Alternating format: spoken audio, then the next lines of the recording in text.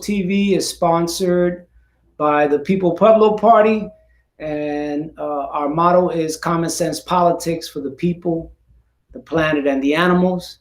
The program is also sponsored by the People's Health Project Incorporated.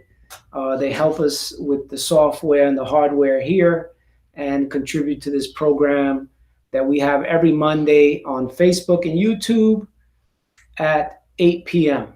So welcome to tonight's program. We have some guests on tonight. And before we start, we're with our full program, we're going to show a short video on what's happening with the vaccine. We always start with a Stop COVID program, and then we'll have some discussion in terms of our topic for tonight. We also have Brother Bill, who's here tonight, as usual, our co-host. Always happy to have him here. And so we're just going to play this short piece. It's not part of our full program, but in the beginning, we always have a Stop COVID segment. And tonight, we're going to do that segment with a very short video. So here we go. Scientists are working around the clock at Havana's Finley Institute, named after the renowned Cuban epidemiologist who discovered how yellow fever was spread. The state-run institute has been researching and producing vaccines for decades. And its latest project is called Sovereign 2. Using recombinant protein technology, it's a promising and inexpensive alternative to the COVID-19 vaccines already on the market, according to Cuba's government. It's a difficult challenge to the extent that there's no other third world country that have done so, only us. Havana has signed a technological transfer agreement to soon begin carrying out 150,000 phase 3 clinical trials of the vaccine in Iran, where, unlike in Cuba, COVID-19 infections are rampant. The circulation of the virus in Cuba is not very high, so therefore we cannot perform a conventional phase 3. So that's why we are planning to move to a large population already in the phase 3. The Institute says it's collaborating with its counterparts in Canada, France, Italy, and the Netherlands to test and eventually produce the vaccine. One advantage, they say, is that it would not require special refrigeration. Once the vaccine's efficacy and safety are proven, including for children under the age of 16, the entire Cuban population would be inoculated first, says Dr. Veres. Moving to a commercial extension of this production for Soberana 2, we are planning to have in the order of 100 million doses during the 2021. Despite its size and limited economic resources, Cuba's biotechnology industry has produced major breakthroughs, including the world's first vaccine against meningitis B. The goal now is not just to protect its own population against COVID-19, but to offer inoculation at a price that poor countries like Cuba can also afford. Lucia Newman, Al Jazeera.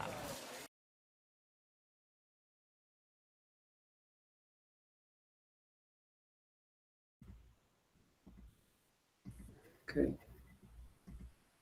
So basically, when we do our Stop COVID segment, we talk about different things and what's happening with COVID in the United States and what's happening abroad, and we compare them, right? So in New York City, or in New York State rather, you have about 15 million people who are eligible for a vaccine that was developed by Pfizer or Moderna, and they only have 200,000 vaccines. So when I worked in Harlem Hospital, we had completely eradicated tuberculosis from the Harlem community. We did contact tracing, we did testing. If folks needed housing, we provide housing. If folks needed medicine, we provide medicine. If folks needed food, we provide food. And with that type of a system, we were able to eradicate tuberculosis in Harlem. Now, as I was working there, they tried to shut down Harlem Hospital, eliminate beds, eliminate services, and switch to this, elective surgery model where the doctors and the insurance companies, most of all, more even the doctors, insurance companies could make huge profits. And so I saw it firsthand how in this country, they really destroyed the healthcare infrastructure in order for insurance companies and big hospitals to make money. I mean, I don't know if y'all would like to say a couple of words before we move on to our main subject, but this is very key. It looks like this country can't get it right, can't get the testing right, can't get the tracing right, can't get the vaccine right. Maybe you could speak a few words to that, Rosemary and Sam. Well, thank you. Good evening. Thank you so much for inviting us. Well, if you just showed some really critical information from Cuba. I mean, you asked, why can't we get it right? Well, that's a socialist society. That's why they got it right. They got it right because health is in the interest of the people, and the people are primary. The whole point about, the recent stats, they've only had 229 deaths in the country compared to, I mean, we've been following the stats here, and people might say, but that's only a country of 11 million. But listen, we have states that are triple the amount of deaths with the same population. So I think that that we have to really analyze the delivery of healthcare and how is the healthcare. We don't have a national healthcare system, and that's the problem. And anybody who attempts to try to address that, you're red baited. But that's working. So maybe we should borrow some lessons from socialist societies and to see how, even if we don't go, recognizing that we're not going to deal with capitalism immediately here, but maybe we should take some lessons from those countries, particularly Cuba, which is only 90 miles away. How have they done it? How they're successful? So that would be my commentary on that wonderful piece from Al Jazeera that you gave to the audience. All right, thank you. So, Bill, we're going to bring you in here, introduce yourself once again, and give us some comments, and then we'll get into our full program. You good, Bill? Or you frozen there? I think you got frozen. All right, so let's get into the program. But thank you both for that comment. And, we try to bring that out on the show. There's this myth that everywhere else in the world is so out of control like we are, and that's a complete myth. There are countries that have this thing under control, and they're moving forward. And it feels like every day we keep moving further and further back. So let me get into this here. And I want to officially introduce Dr. Rosemary Mealy.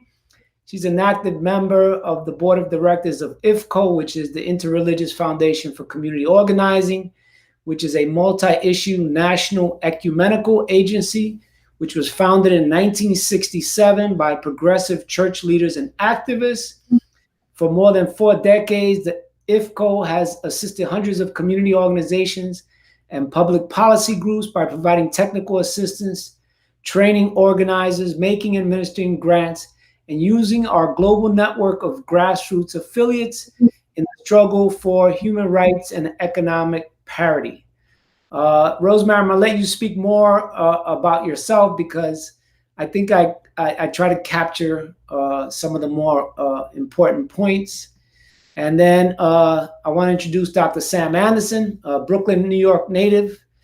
Is a retired mathematics and Black history professor who for more than 40 years has taught math, science, and Black history at various New York City metropolitan area colleges and university. He is also an author of books and essays on science, technology, The Third World Confronts Science and Technology, with the late Professor Maurice Bishop, and the history of slavery, like the Holocaust for Beginners, the Black Holocaust for Beginners. In addition, he has been an editor of numerous Black journals and anthologies like In Defense of Mumia and the tribute anthology to the late Amiri Baraka, Let Loose on the World. Now, I know I did a disservice. I didn't go through the entire. No, that's okay. But I want y'all to bring up what I some of the points I left out. I'm gonna let y'all do that. It wasn't Maurice Bishop. It was Maurice Bazan. Bazan. Oh, I'm sorry. Right. Maurice Bishop is from Grenada, correct? Yeah, right. Mm-hmm. Okay. Sorry. All right. So was there something that I left out, and I left out a lot that y'all want to highlight at this point? Well, I think that since you introduced me there, IFCO Pastors for Peace, I think an important piece about that organization is that IFCO is the official organization that actually recruits and has a relationship with ELAM, the Latin American School of Medicine, which allows In Cuba. in Cuba, yes, which allows North Americans, Black, brown people, poor people, to actually apply for scholarships, and where young people are able to go to Cuba and study medicine for 6 years and return to this country without debt. And so that's one of the major projects that we're engaged in now. And Fidel made that happen when he announced, when he came back in 2000 that Cuba was willing to give 500 scholarships to any North American individual young person, and their only commitment would be to return back to this country and serve the people. And so we have we've graduated 190 doctors who are working all over the U.S., and many of them are able to apply their experience of disaster medicine that they were trained in Cuba during COVID. And we have 60-some students who are in Cuba now studying at the program with thousands of other young people from all over the world. So that's one of our major projects that IFCO supports. Nice. And we also had Sister Samira from IFCO on our show when we were talking about COVID. And she was a great success. People really appreciated her, as I'm sure they're going to appreciate you. And we're planning on bringing her back. Because this pandemic in this country is a really hot mess, and people are still dying, and now with these new variants, we don't know what's going to happen next. But let me bring on Bill. I think he should be ready to introduce himself and say hi to everybody. And here we go. What's up, Bill? You back? Yeah, a little technical difficulties, but I'm back. I want to say good evening and welcome. Hey, Sam, it's been a long time since I've seen you. A long time. You too, Sister Rosemary.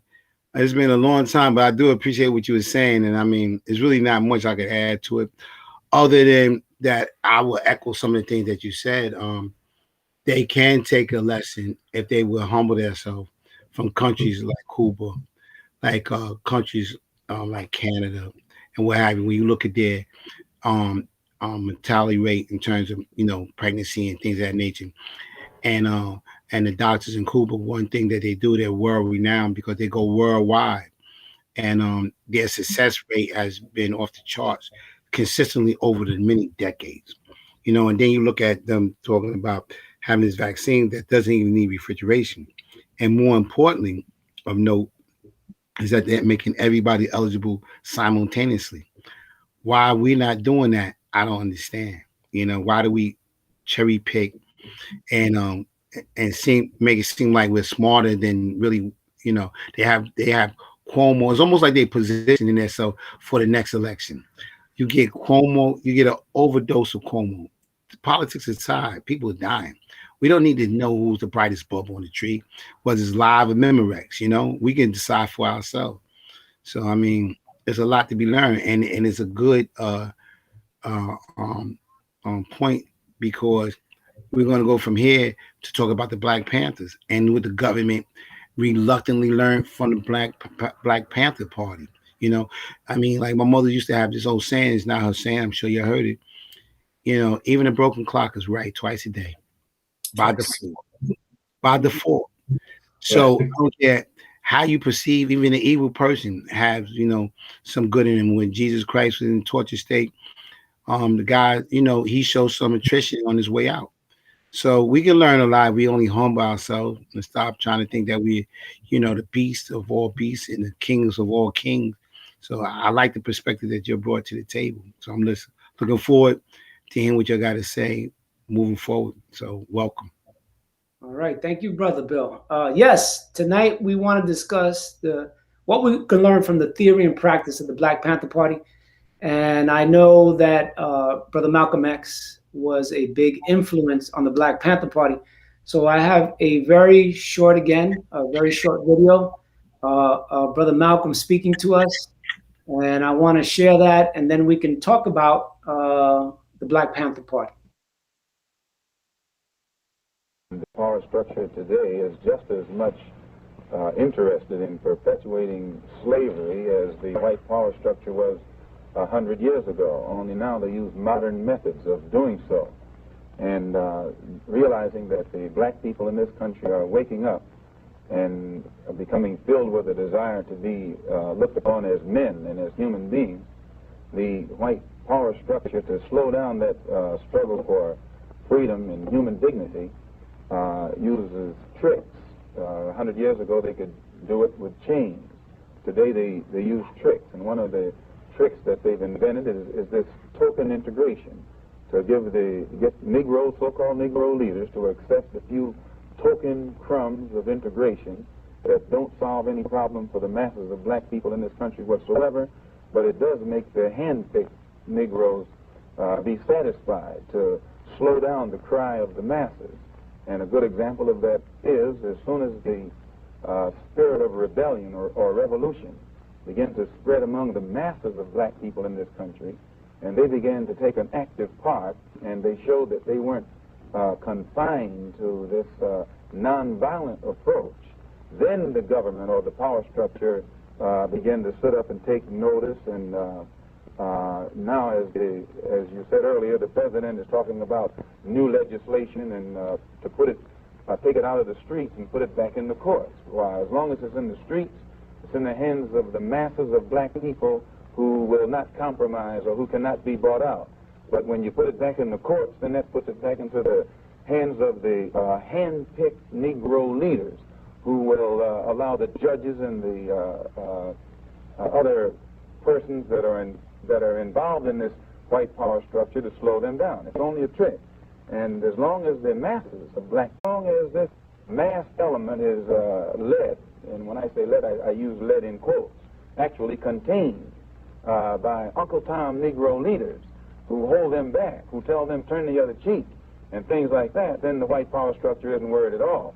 They're only worried when they know that the masses of black people are ready to explode, and in exploding it will destroy some of the furniture in their house, and then they react accordingly.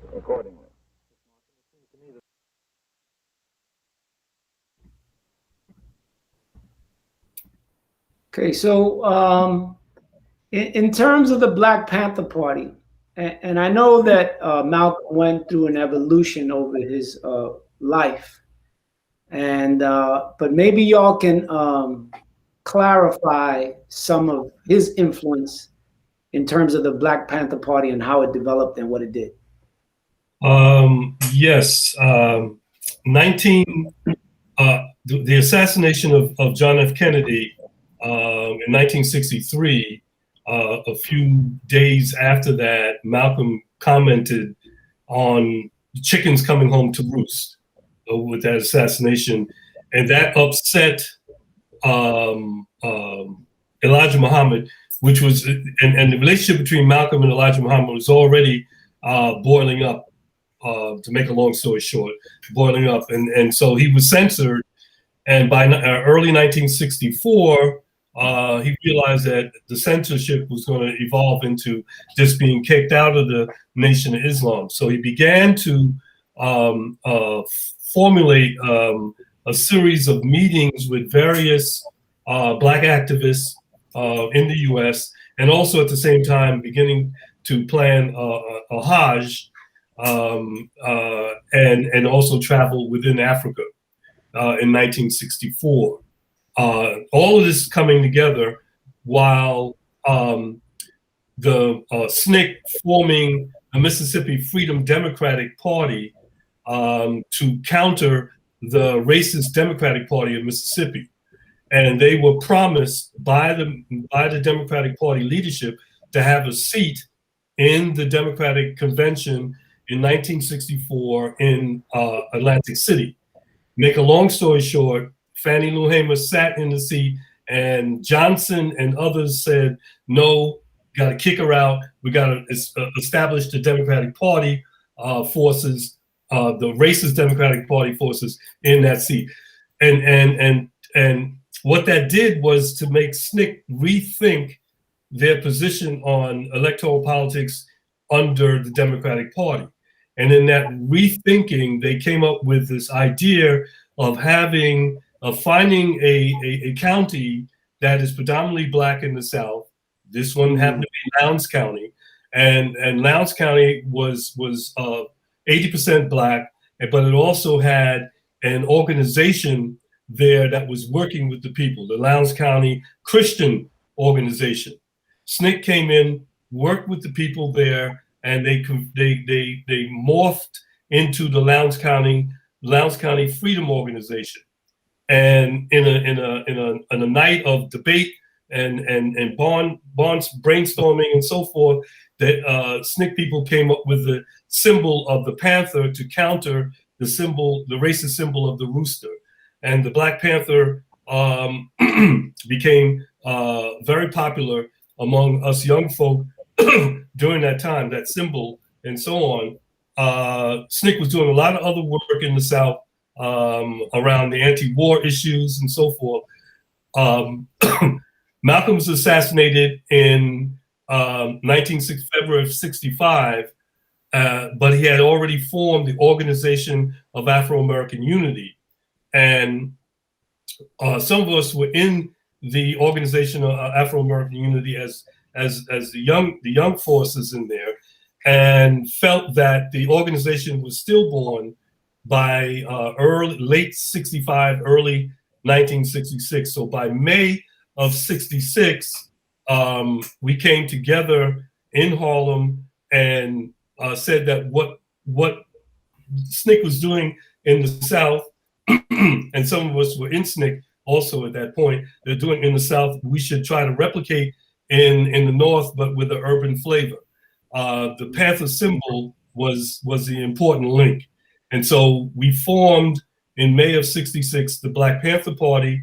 We took, by June, July, we took the 13-point program of the Organization of Afro-American Unity, rewrote it into the 10-point program, and sent that out across the nation to our contacts across the nation. And Bobby Seale and Huey Newton were one of many other forces at that time who said, yes, we're down with this. We will form a chapter in the Bay Area. And I'm cutting out a lot of stuff, but that's how the party came through the evolving out of something that Brother Malcolm started. It was a convergence in Harlem of the SNCC forces who reassessed the electoral work with the Democratic Party to do something independent, and also us young folk who were in New York City wanting to do something in the city and to help push the revolution forward. Wow. Yeah, go ahead, bro. Well, I think what Sam has done, he's refuted this mythical, this whole mythical concept that the Black Panther Party actually started in Oakland, California, by Bobby Seale and Huey Newton. And that's a piece of our history that many of us, even though I was in the party, I didn't know that history when I was in the party. But what we're trying to do now is to bring that piece of history to young people, and even to old, quote unquote, Panther members who don't know that history, because that part of the history has been erased. And we're trying to unerase that little piece, that the first Black Panther Party was started in New York City, in Harlem, right? And I think we're gonna be hearing more about that. People like Bashir Chowie and folk like that who are bringing forth that history, and because that's very, very important. You know, we were instrumental in the IS-201 struggle. That was 1967-ish or so. IS-201 struggle was around community control of the schools. Ocean Hill-Brownsville was one community in Brooklyn. Two Bridges was another on the Lower East Side, and IS 201 was the one in East Harlem that we played a role in helping to organize parents in the community to support the effort of having community control of public education. Very good. I'm going to come back to this piece of organizing, because it seems that at some point historically, left or progressive or revolutionary forces started to take on more of a mobilizing activity as opposed to the organizing that you just mentioned. But I'm going to come back to that. I want to show another piece from Chairman Fred, and he's talking about political education. And I just, after that short piece, I think it's like a couple of minutes, maybe you could tell us about the role of political education in building the Black Panther Party. See, I got, the thing is with me, you dig, I need to know some more about it. I wish you had some more literature about the educational thing.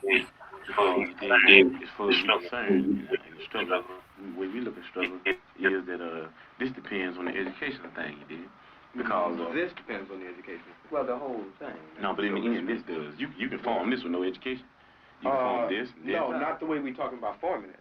You know, right? We're talking about forming it right. You know, it's not on the paper. We didn't write it on the paper. You form it right with no education. No. Let me give you an example. Jomo Kenyatta formed the excellent revolution with no education. And on the end thing, Jomo told the motherfucker, said, well, you know, you can educate, hate the enemy, but I'm your brother. I'll help you lead the revolution. Now I'm going to oppress you.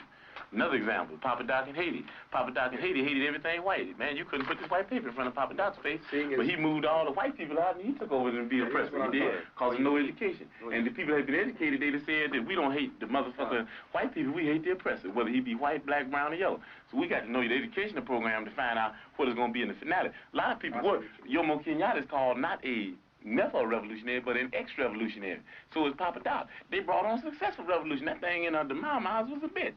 Bantu freedom fighters, all that kind of action. But what we're saying is that it's the end. That you don't judge Castro now. You can't do it. Nobody in this room could judge whether Castro's going to be a revolutionary or not. You know what I mean? We're talking about things, you know what I mean, with China, the People's Republic, and even at the stage they're in now, talking about even going on further into a communistic state. That's what we're talking about. Those are revolutionary. So we got to understand here the educational program that you have to be able to figure out whether it will go on the right lines, where the people will end up in a situation where they can be able to really control themselves. You understand what I'm saying?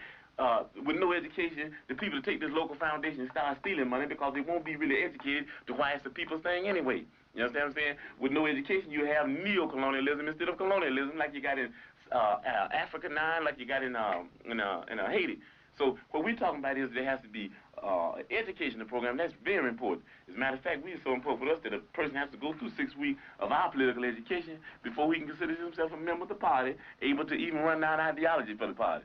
Why? Because if they don't have an education, then they're nowhere. You dig what I'm saying? They're nowhere because they don't even know why they're doing what they're doing. You might get people caught up in the emotionalist movement. You understand me? You might get them caught up in because they're poor and they want something. And then if they're not educated, they want more. And before you know it, they'll be capitalists. And before you know it, we have Negro imperialists.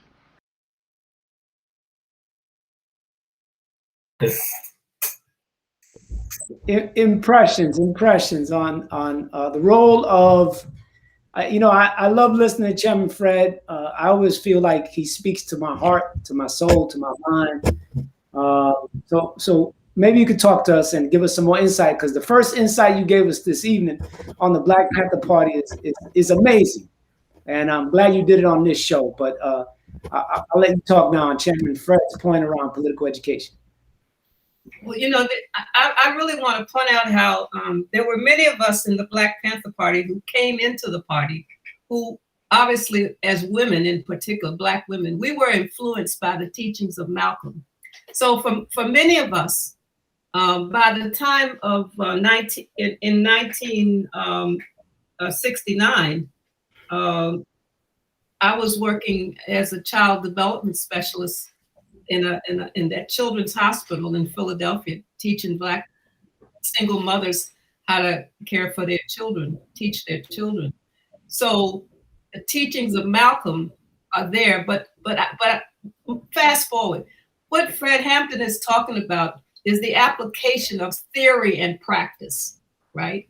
And that you don't have to be a PhD or someone who has been trained in formal education to be able to learn, right? So by the time I came into the party, which by the way was as a result of going to Chicago, I wasn't going to Chicago and seeing that bloodstained mattress where the police had assassinated him. When I returned to Philadelphia, I never went back to my job. I joined the Black Panther Party, right? And there are all kinds of stories of why we joined the Black Panther Party. So for many of us who came into the party, we may not have necessarily agreed with the ideology of the party, right? Because some of us came into the party with kind of formulated Marxist-Leninist views, understanding that. I'm not saying that everybody did. So what the party did, it would pull those of us who had some basic knowledge and understanding of theory, and then trained us how to then carry that theory into the PE, what we call PE classes, the PE programs. In retrospect, we were borrowing from every liberation movement that existed. We had the Red Book, right? So we borrowing stuff from Mao Zedong, Frantz Fanon, classic Black nationalist classic pieces. We're also borrowing from, like he mentioned, Fidel. We knew his history will absolve me. And then we had our own reality of what was going on. Everybody understood what was happening in the hood with police brutality, the lack of health care. And so all of those programs that the party built in different parts of the country, by the way, based on what were the conditions of those particular communities around the U.S. Not every city had a health clinic, but it was where your resources were. Right. Eventually, after leaving Philadelphia, I was sent to New Haven, Connecticut, where we actually started the free one of the most advanced free health clinics, because we had doctors and interns from Yale New Haven Hospital who were kind of like helping to, quote, liberate some of the best equipment, and we were able to develop a fantastic health center. But we brought into that health center, when people came, we had members of the party who conducted PE education, political education around healthcare. You see what I'm saying? So you integrated, like I said, you integrated your practice and your theory together, and that was one of the positive things about the party, that you had to have some basic theoretical understanding of the world. You needed to know what was capitalism, how it impacted your community. You needed to know, you needed that basic theory. And I have a lot of criticisms of that time, because what happened, the theorists, i.e. the men in the party, Eldridge Cleaver and Huey, they began to formulate theories that, some of us were wondering, what is intercommunalism? I mean, that was a theory that was being proffered by him. And so we had to figure out, how do we break that down? What does that mean, for us right here? So, I mean, there was some people who rejected a Marxist analysis, right? But some of us held on to that, or we took a Leninist approach to understanding the relationship of work, what's the role of the worker in a society, the whole question, the woman's question. So while Fred is actually correct in what he's saying, but there were a lot of holes in that, and a lot of underdevelopment occurred as while that's happening. And that's how I've analyzed it. And many of us were concerned about that before we were either expelled or we left. Or, looking back now, what were some of the problems with that formula? And it was a lot of rote learning, which Some of us rejected the rote learning. I mean, you could learn passages of the Red Book, but if you didn't really know what it meant, that was a problem. And that was a problem when you were asked to quote unquote break it down, so to speak.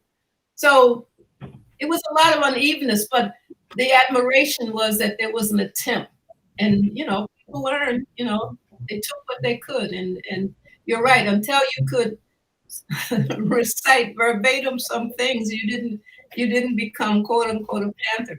And in retrospect, was that good or was that bad? I, as an educator, I think rote learning can be devastating to anyone trying to learn. Right. Yeah. Thank you for that. Oh, I'm sorry. Go ahead, Sam. I just wanted to point out to folks that Brother Fred Hampton was assassinated. He was 21 years old, and he was an example of so many brilliant brothers and sisters across this country. 21, and had that depth of understanding, organizing, and so on. So it's very the members of the Panther Party in the beginning and through the time, they were very few were over 35, right?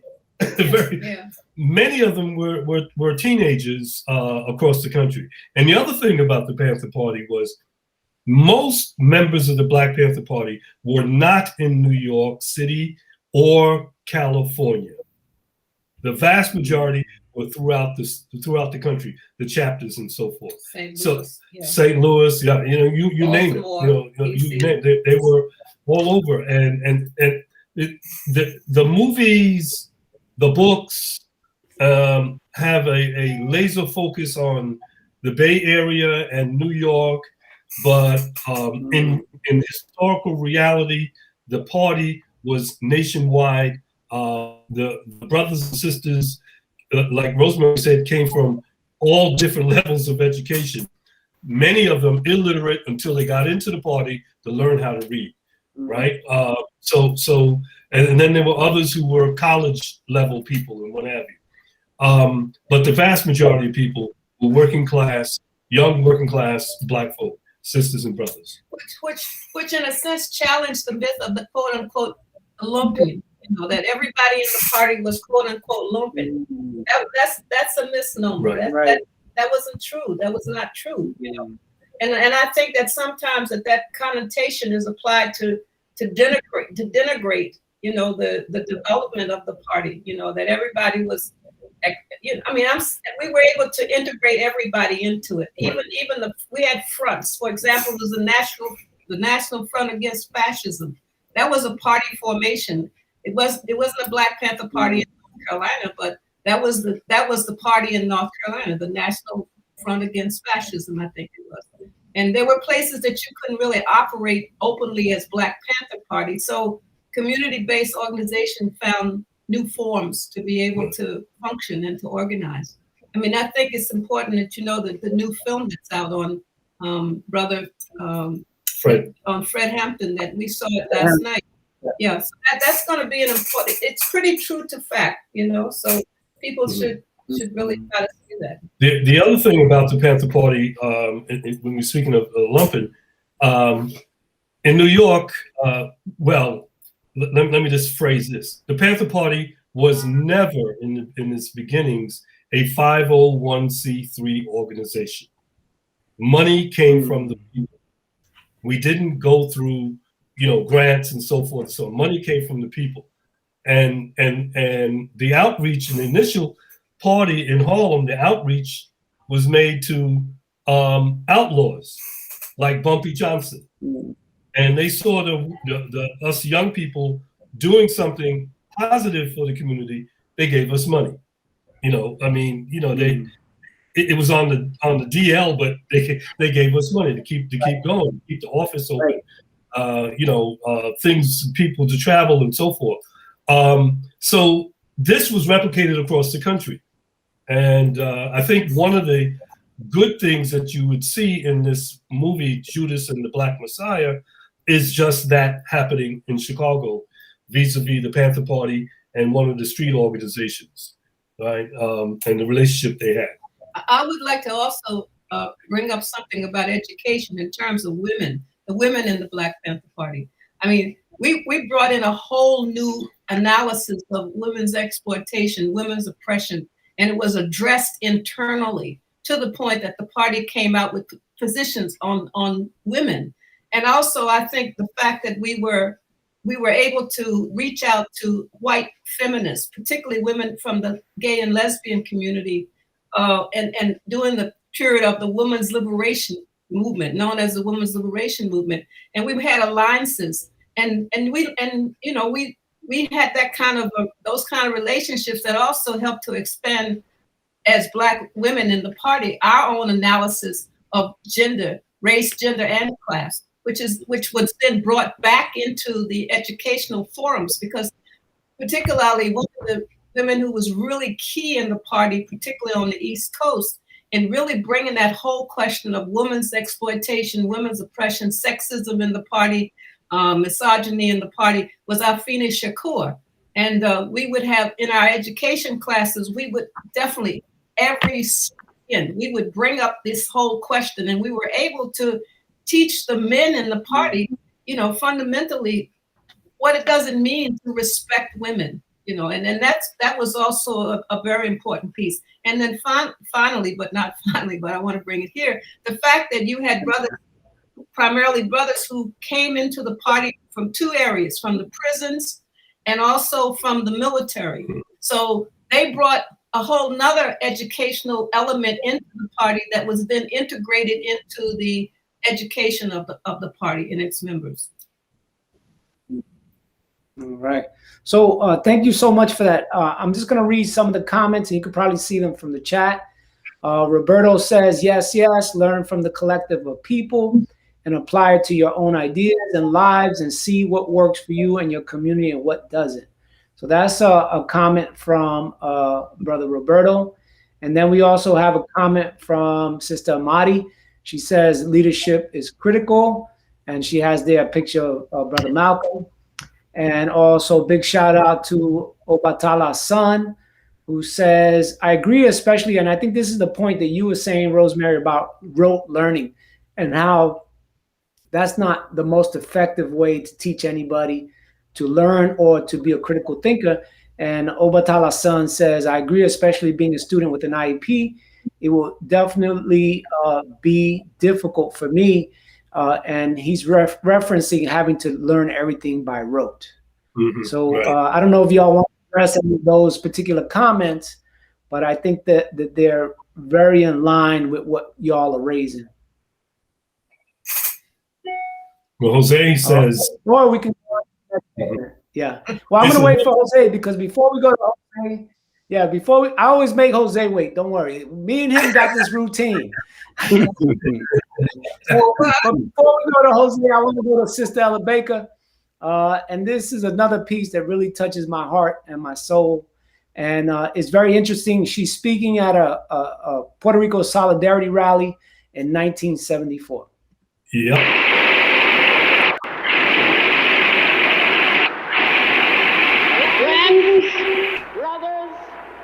Sisters in the struggle for human dignity and freedom, I am here to represent the struggle that has gone on for 300 or more years, a struggle to be recognized as citizens in a country in which we were born. I have had about 40 or 50 years of struggle, ever since a little boy on the streets of Norfolk called me a nigger. I struck him back, and then I had to learn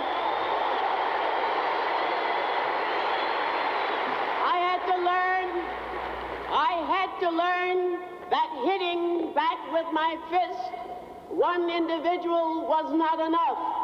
It takes organization. It takes dedication. It takes the willingness to stand by and do what has to be done when it has to be done.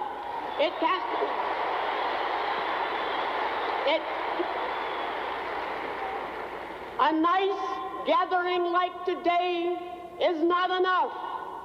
You have to go back and reach out to your neighbors who don't speak to you.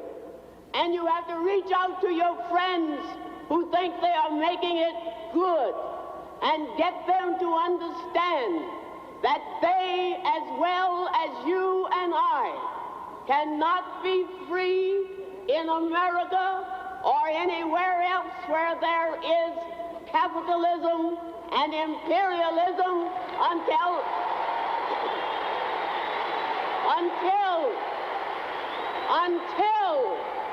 until we can get people to recognize that they themselves have to make the struggle and have to make the fight for freedom every day in the year, every year, until they win it. Thank you.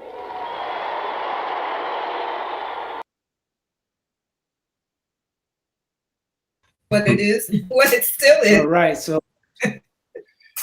yes, she. Yeah, very powerful, very powerful. Yeah, I was there. Yes, indeed. I wasn't there, but yeah, she brought it home for sure. He wasn't there, but we live it. We live it. It hasn't changed. All this stuff that we're hearing today is just as important and relevant today. That's the sad part about it, as it is, as it was then. And on top of all of that, what she was talking about, you know, like Harriet Tubman said, she could have freed more enslaved Africans if only they knew they were slaves.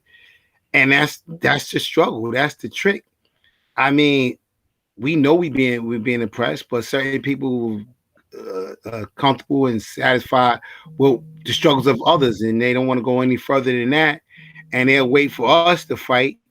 And in retrospect, in reality, if we all fought collectively together, we can move mountains, you know? So, I mean, I listened to Sister Baker, I listened to Malcolm, Brother Malcolm, and I listened to your recite your historical perspective from actually being in that time zone and living it and giving a personal perspective. And that was exciting times. It was trying times, you know? And it was and the thing that I'm taking from what both of you are saying, what I, separating one comment from the other, is that don't be afraid to fail, because it was uncharted waters. We was trying to figure it out. We still trying to figure it out, because they still changed the rules on us to keep moving, the goalpost, the proverbial goalpost, further and further. I tell people, like, something as small as, I don't want to say small and minimize it by no means, but I use this as an example. The stand that Colin Kaepernick took 4 or 5 years ago, if you think they're now still changing the rules to oppress us, they made it mandatory. They tell athletes to be role models. And then when they stand down and be role models, they say, wait, hold on. Wait, hold up. Calm down. I want you to be role model, but don't do that.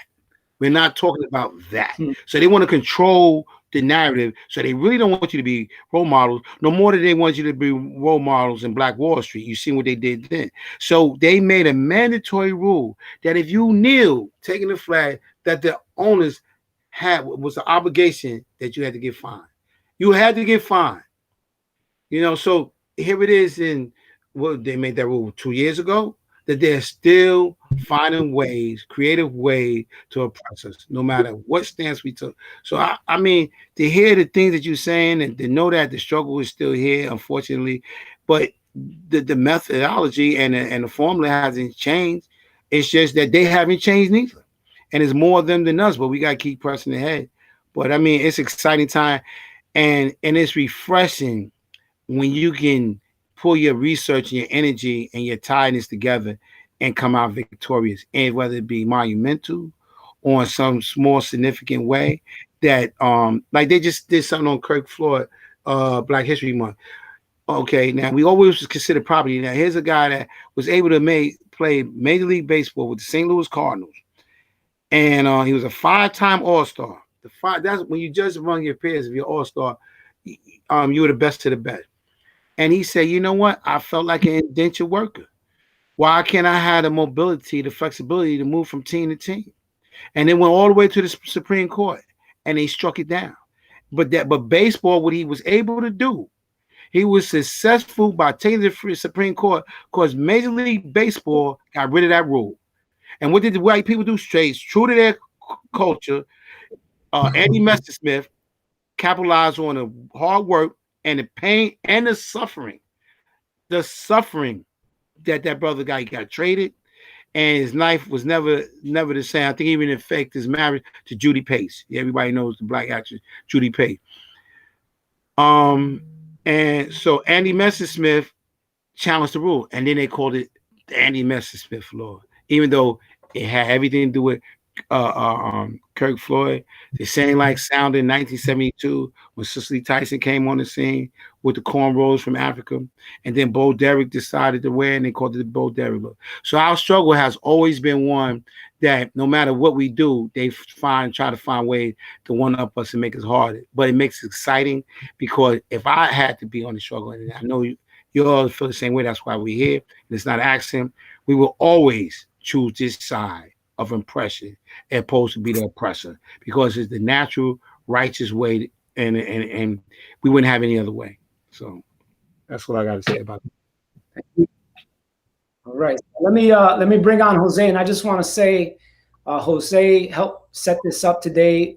Had contacted y'all, and he and the Political Education Committee for the People-Pueblo Party do a lot of hard work. Big shout out to Brother Jose, Sister SB, Brother Robert, Brother Alvaro, Brother Vicente, who really, they put the work in so these shows could be successful. And I thank them very much. But Jose is asking, what are some lessons from the BPP for today's movement? And I just want to bring in a question that's related from Jen. And because it's very timely, Jen is asking, what do y'all think about the BLM movement today? Do you think it's beneficial or detrimental? So I think those two questions kind of go together, and maybe y'all can help us out and shed some light on that. The first one was from Jose, lessons learned. I'll do, let's say, 2 or 3, and Rosemary could pick up on others. One lesson learned is do not proceed to be a 501c3 organization. Raise the money from the people. Raise the money from the people. Do not be a 501c3 organization. You get hooked into a drug called grants and another form of oppression coming from the federal government in terms of taxes and what have you. You can create another group to do the 501c3. Many people know how to do that, but your core group should not be that way. The second is get to know everybody in your organization. Get to know where they work, where they live. Our party, original party, died because we were infiltrated. We were young, in our teens and 20s. We were infiltrated by FBI and the police, and because we did not get to know the individual members where they worked and where they lived, they were able to lie to us. So the one of the basic things is get to know everybody where they live, pay a visit to their job, pay a visit to their home, wherever they say they are, and to make sure that it's legit. Otherwise, you just have people coming together. They say the right things. They may do the right things at a particular point, but you really don't know them. And I think when you watch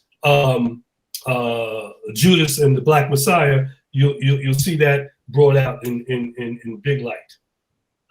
I think that's that's a key lesson that we learned, Jose, and also the fact that you have to, Sister I'm sorry if the student said well, she, he, him, her, but Amadi's raised the question of leadership.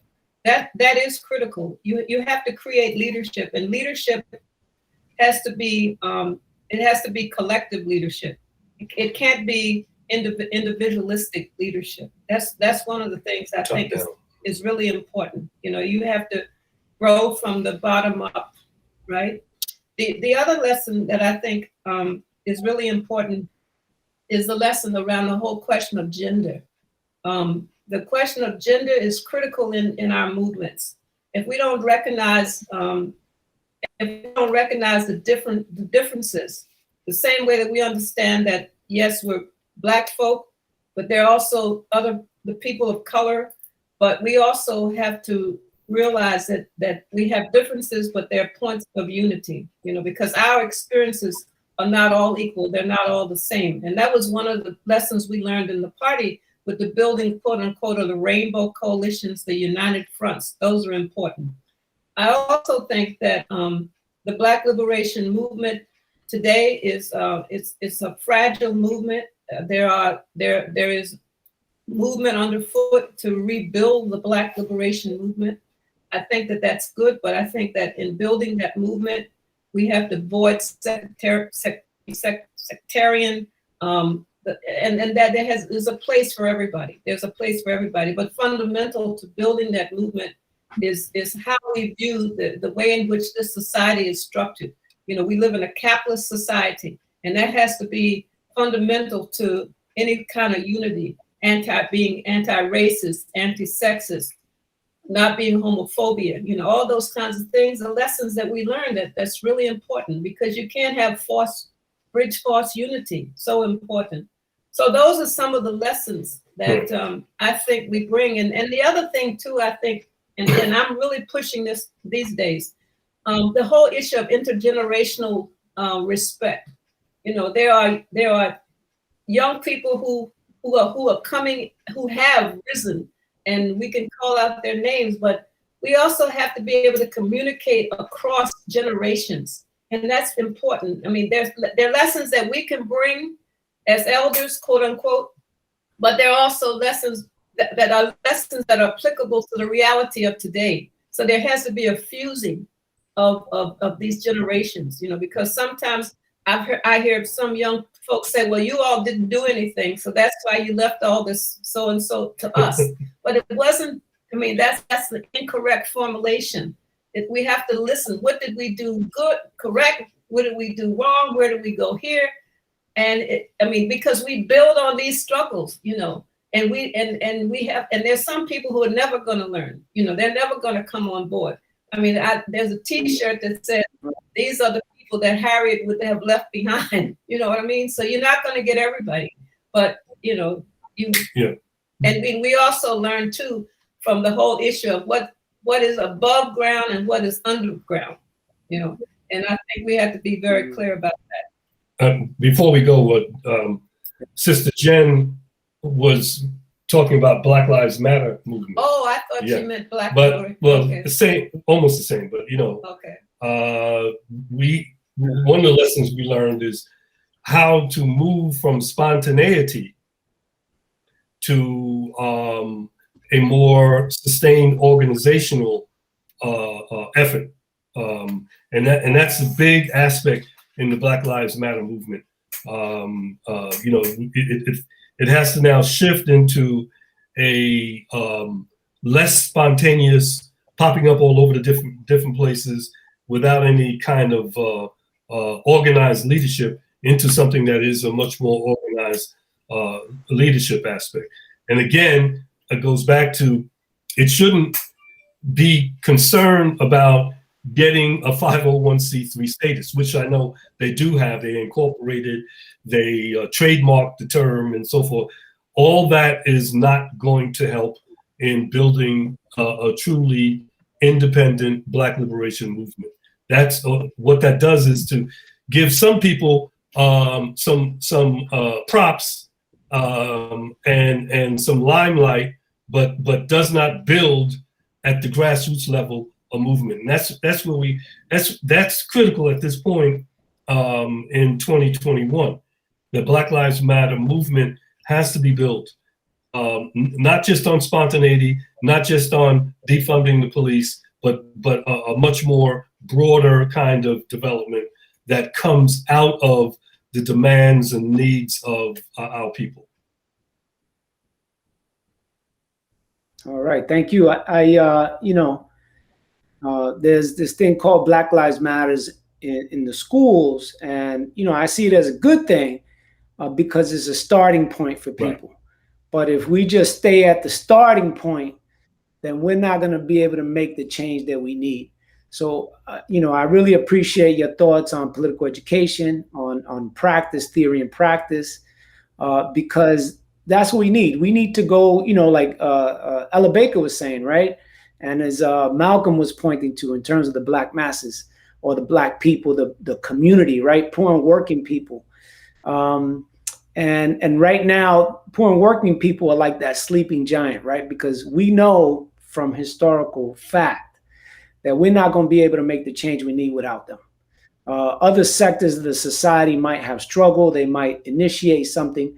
But if the masses of poor and working people aren't on board and active and moving, then we're not going to get the change we need to get in this society.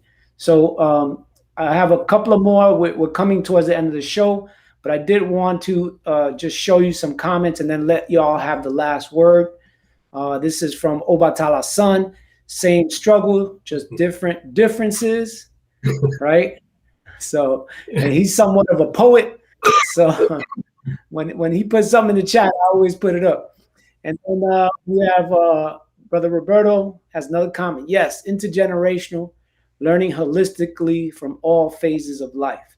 So I'm gonna let y'all have the last word, and then if you want, we can get into some announcements. So go ahead, Rosemary. When we talk about what do you have for working us? Class of people, we have to, it's not at that point of production that we used to talk about. We have to understand who are the workers that we're talking about. That's so critical. That's key right now, because we're using language. The left is using language as if we're an industrial society. We're not an industrial society anymore. We're a service-oriented society. And how we organize the service sector is different than when we went into the plants. I'm not saying that there are no plants, but that whole way of looking at the working class, who is the working class is the big question. Mm-hmm. Yeah, and in terms of education, we used to say when I was at Queens College way back, we used to say that our students have to do double study for graduating from college and study for struggle. And that sometimes there's an overlap between that. But study is key, and you studying for struggle.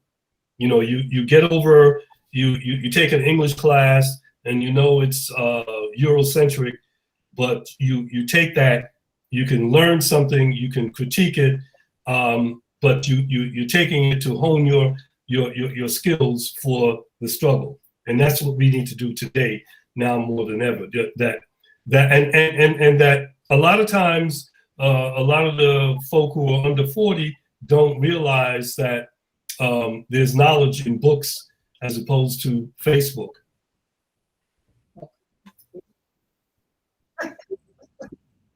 Right. Definitely. Usually on this show, we always recommend books for people to read. And we're like, come on, y'all, crack the book open, do some reading, forget about conspiracy theories.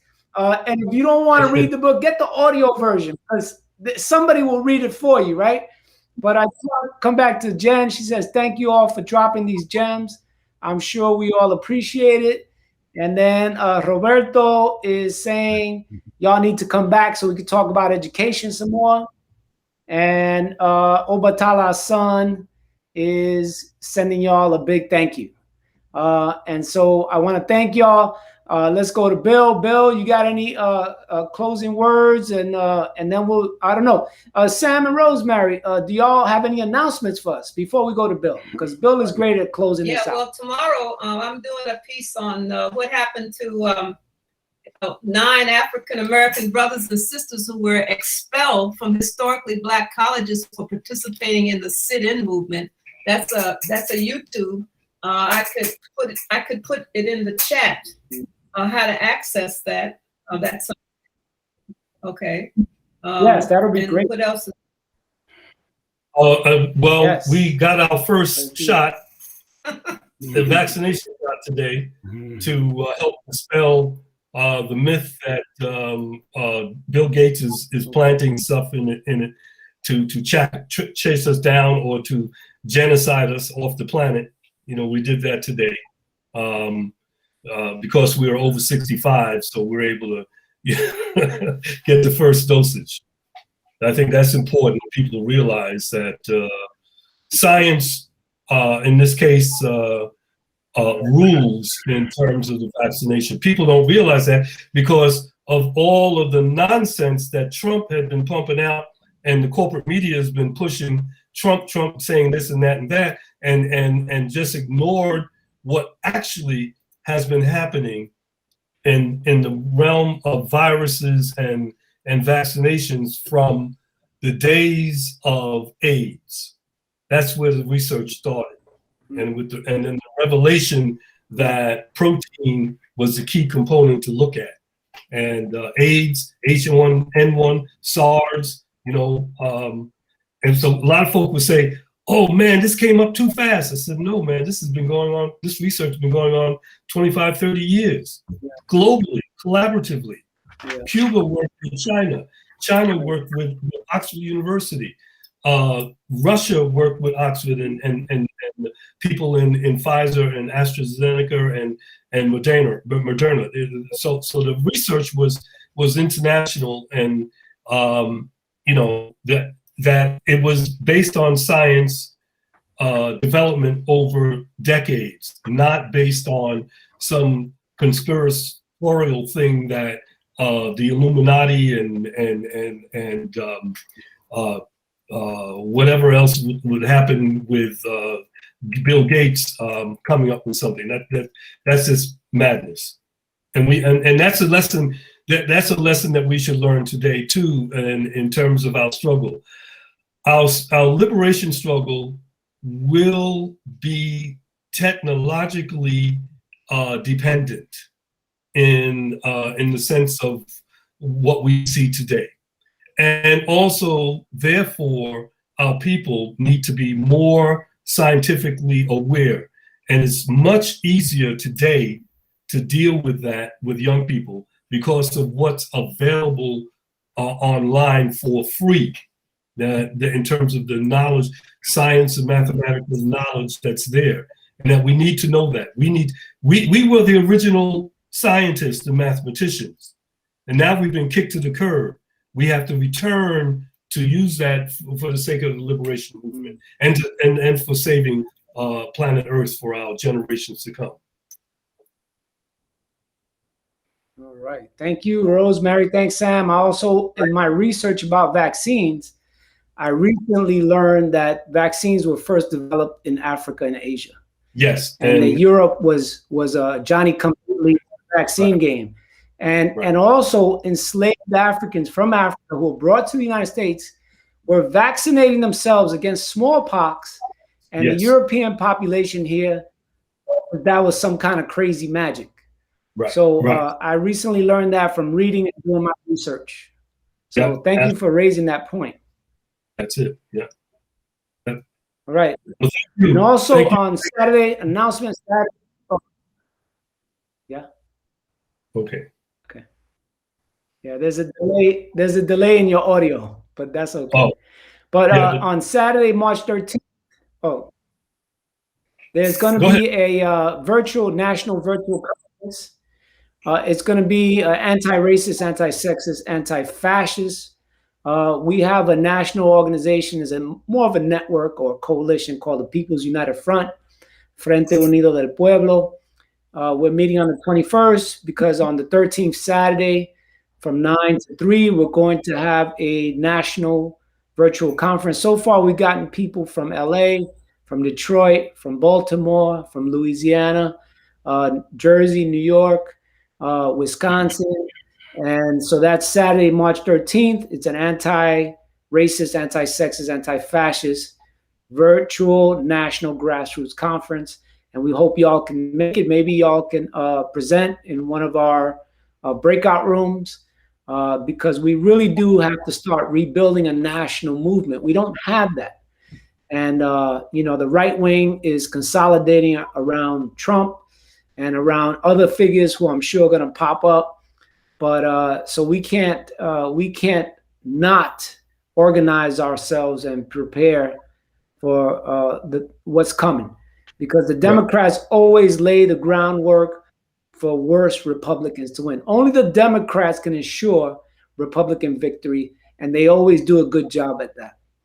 So, so I'm gonna pass it over to Bill so he can close this out. Bill, take it away, brother. Thank you. It's a great program. I'm gonna be brief. I just said we just gotta have an open mindedness. We just gotta be open minded, and Black people like us can't be afraid to fail in order to get it right. And the old saying is two types of people: there's originators and imitators. And Black people have always, as was just pointed out with the vaccine and pointed out with mathematics, being scientists, have always been the originators. Okay, so we just got to keep pressing forward, and even with when they started unions, because we had all the skills. The way they combated it and fought it with the Molly Maguire, they took that whole template, that whole playbook from us, from the slave revolts. So, I mean, they imitate us, they emulate us. And we just got to realize how proud we are and the royalty that we come from. And just like was said, education is key. I always feel like people should put wrong information on the internet, and everybody should screw it up because they rely on the internet, not their brain. Pick up a book. I mean, maybe we don't have the Dewey card catalog system that we grew up on, but one thing about that, you actually had you retained that information because you actually had to do legwork. It was extensive legwork in those book reports and them term papers. So we got to stop relying on other people because we have the answers, and we didn't have the answers. Why would they spend so much time in trying to repress us, suppress us, and things of that nature? I mean, it just makes common sense. And that's why we talk about it, is about the people, the planet, and the universe. Common sense logic for common sense politics. And one thing we know, we got to rely on ourselves, whether it's Ella Baker or Fannie Lou Hamer or what have you, Malcolm or SNCC. All these things that was brought out show one common thread. The common thread was that we realized that we had to have something that was for us, that was true to us. Mm-hmm. And we continue to go back to the lab and mix up the formula to try to get that. And it's a reason for that, because this system and this society that they brought us to, we're the only people that's not immigrants. We're the only people that's not immigrants. And we pay the dear price for that. And it's because of that, you know what? We are that proverbial sleeping giant. We will not go nowhere. And if nothing else, I just hope that people spread the word to come on this show weekly, and also realize that the wealth of information that we have with the historians that we had today, Rosemary and Brother Sam, and talk, and also the importance that was brought out about the women. Forget the other people who, whether they want to be transgender or what have you, just the importance of the women, and the Panthers was big on that. And it was important that we had sisters that were stalwarts and at the forefront, like Sister Rosemary, that made sure that we knew that. And that's one of the things. If you go into any of these old buildings and you see these pictures with these white guys with their Brook Brothers suits and their hairline receding that they won't let go of, you see whether it's 10 of them, 10 people in the picture or 20 people in the picture, they all look like each other, and it's always them. And the Black Panther Party and Brother Malcolm understood the importance of inclusion of the entire Black race. And we need to continue to make ourselves strong, and we need to continue to pattern ourselves after iconic people, because that's why we have a united front. That's why we have these multiple grassroots organizations, because these are plants. They're only babies of the movement, and we're going to continue to grow that.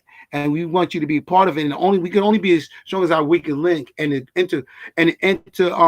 intergeneration aspect of it, we learn from each other. We learn from each other. Even the Bible said, out of mouths of babes. So the groundwork was always planted, and we want to continue to go forward with this. And I just want to tell you, Mark, I got to take hats off. I'm the co-host, but the engine that drives this is really Mark Torres, and the guests that he's been getting through the whole upstart of this program, because we're still kind of fresh and new.